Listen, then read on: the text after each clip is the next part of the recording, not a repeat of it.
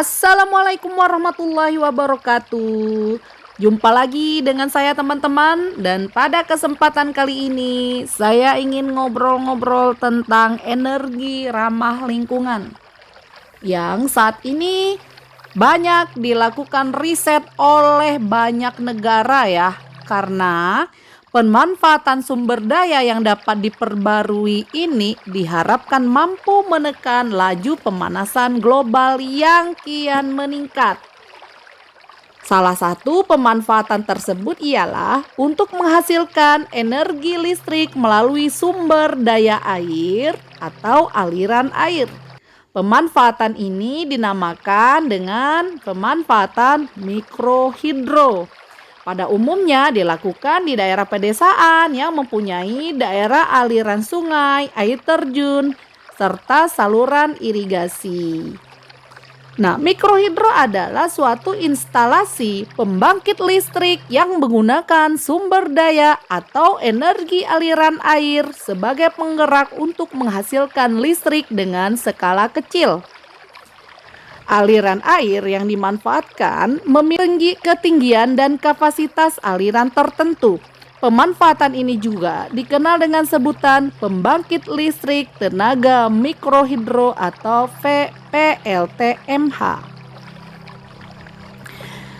PLTMH diartikan sebagai pembangkit listrik dengan memanfaatkan tenaga yang berasal dari aliran air atau terjunan air, waduk atau bendungan, serta saluran irigasi yang dibangun secara multiguna dan menghasilkan kapasitas listrik kurang dari 1 megawatt.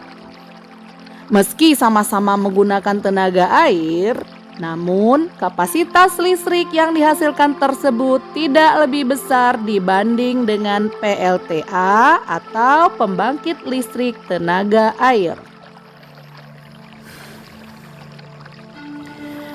Pembangkit listrik tenaga mikrohidro sangat berpotensi untuk dikembangkan di Indonesia karena di berbagai wilayah terdapat banyak aliran sungai dan air terjun.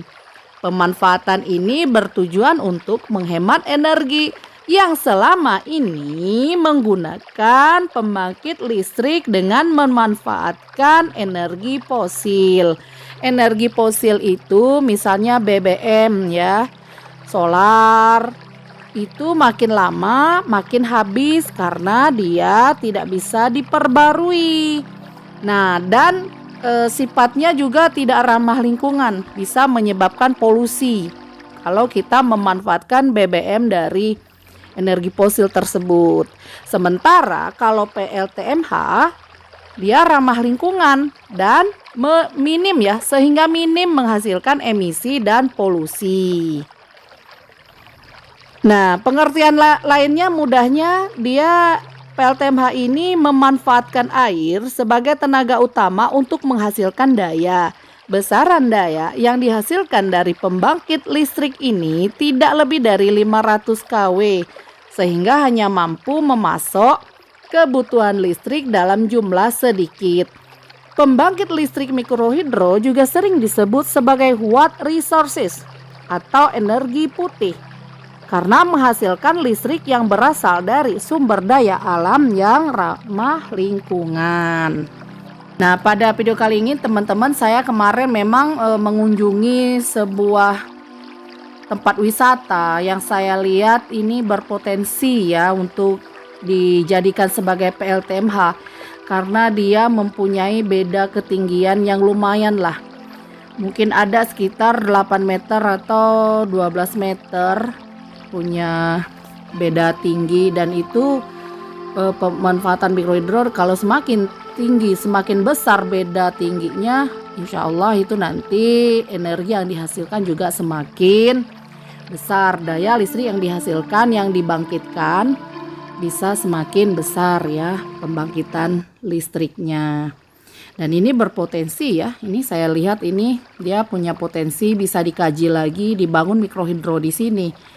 Ini dekat dengan pemukiman penduduk, sehingga memungkinkan untuk dibangun dengan biaya yang tidak begitu besar sebenarnya ya. Kenapa? Hingga saat ini energi baru dan terbarukan itu banyak yang belum dibangun karena biayanya yang relatif besar, instalasinya dan lain-lainnya. Namun ini karena dia dekat dengan pemukiman, bisa jadi ya untuk jaringan distribusinya itu tidak terlalu besar.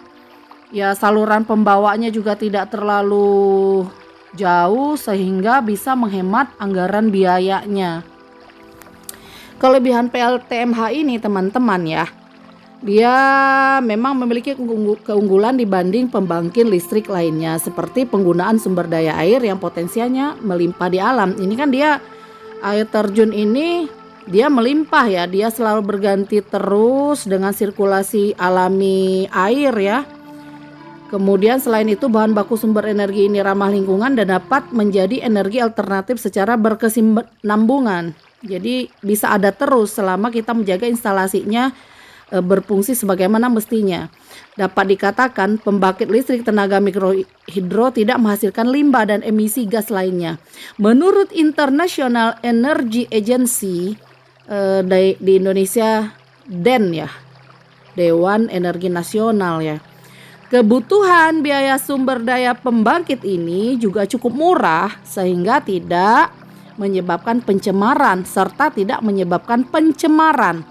Bahkan tingkat efisiensi produksi listrik PLTMH mencapai 75% hingga 80%. PLTMH ini tidak menghasilkan polusi antara lain polusi udara, polusi suara, polusi air dan pencemaran lainnya. Sebagai pembandingnya, tentu pembangkit listrik dari tenaga fosil lebih memberikan ancaman pencemaran lebih tinggi. Pembangunan PLTMH juga mengajak peran serta masyarakat untuk berpartisipasi dalam meningkatkan nilai sumber daya alam dan tidak memanfaatkannya secara sembarangan.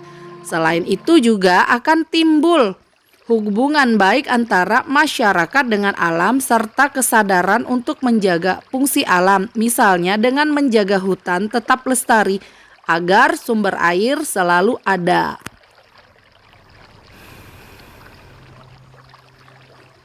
Masyarakat juga dapat berkontribusi dalam mengelola pembangkit listrik mikrohidro bagi keperluan yang mendukung perekonomian dan sosial budaya. Hal tersebut tentu akan menunjang kesejahteraan masyarakat pada umumnya. Tidak terbatas pada kemampuan menghasilkan energi listrik, akan tetapi proyek ini juga menjadi upaya mewujudkan pemberdayaan masyarakat untuk lebih kooperatif dan meningkatkan pendapatannya.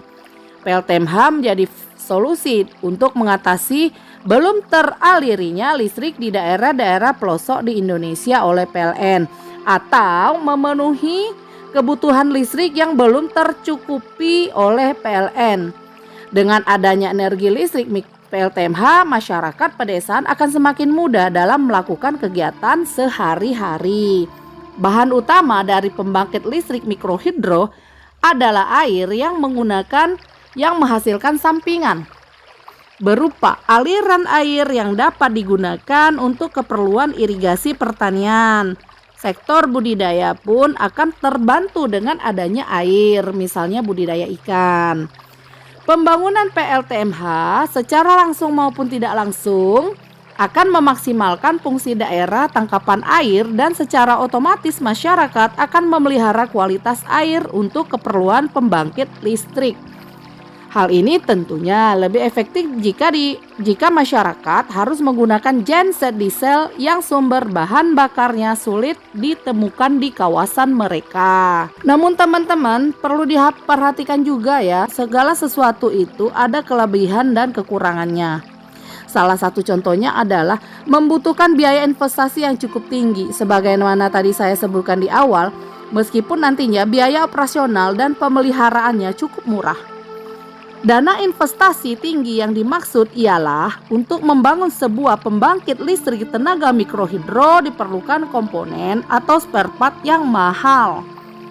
Kurangnya sosialisasi dan pendampingan kepada masyarakat juga akan sulit menyadarkan mereka tentang manfaat positif teknologi ini.